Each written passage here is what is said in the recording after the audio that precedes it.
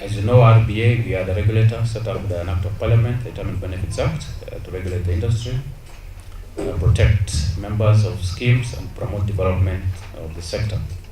In order for us to promote development of the sector, we normally do a number of initiatives, and this is one of the areas where we are seeking to develop.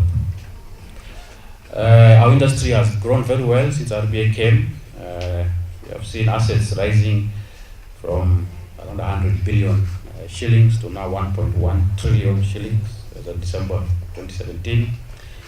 We have seen coverage increase from 12% or so of the labor force to around 20% of the labor force, which is very high. If you look in most countries, you hardly get countries with 10, African countries, you hardly get countries with 10% coverage, but for us we are now at 20%. So we have done well. But despite this growth, we still feel there's still a need for more. This coverage of 20%, we want to push it up to 50, 80%, and so on. And we believe that the introduction of Sharia-compliant retirement benefit schemes could be one of the vehicles that we can use to bridge this coverage gap. So in order to do this, we have created a conducive environment for Islamic finance in pensions. We did register the first Sharia-compliant umbrella fund back in 2013, and this fund has really grown. It started only around 16 million, but by last year it was at 348 million shillings. The scope and depth of the expertise and the work that's already been put in by the IFSB around core areas in supporting effective growth and deepening of Islamic financial markets is truly an opportunity for us as a country to leverage. The work has been done, and I think now that the challenge for us is how do we translate all that work that's been done into actual results within our country and within our economy. You know, just 3 weeks ago, we held the third East African Islamic Economy Summit, and that, I think, once again reiterated the scope and potential for Islamic finance on the continent as well as within East Africa. And important, also put on the table a number of the fintech opportunities that are arising in Islamic finance, I think, which reiterates just how important and how dynamic it is as a growing alternative financing tool for our economy. In 2011, we did receive an application from some players to register a Takaful insurance company. But then we didn't have a framework on how to go about it. How are we going to register it? What were they going to do? And how are they going to practice Islamic insurance in our context when there was a lacuna in the law?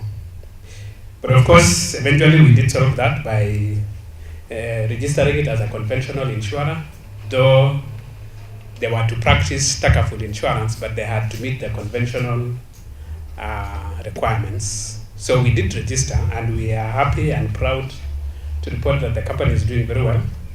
And as we speak currently, it is doing about 1% of GDP, but it is also still doing GDP for the insurance premium that was written last year, which was about 210 billion. And of course, the Islamic finance doesn't mean they have to focus on that sector only. They have broadened up, and as we speak now, they are also insuring the livestock project, which the government has entered into, and which is a good thing, and the benefits are huge.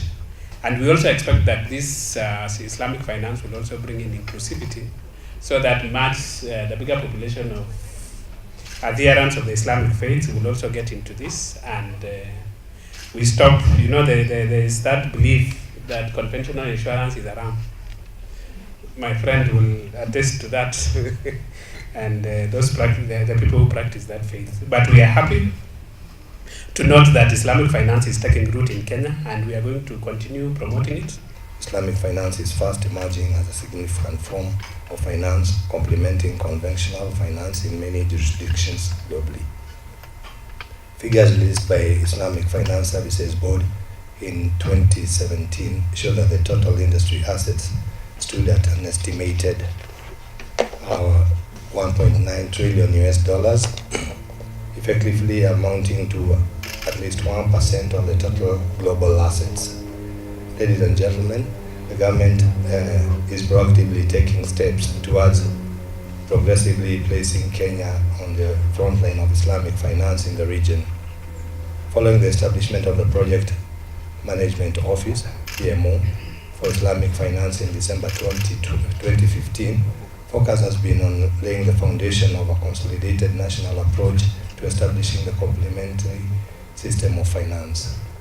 This has been deliberately done in order to better address the challenges that may come with the introduction of finance products and services that cut across the financial sector.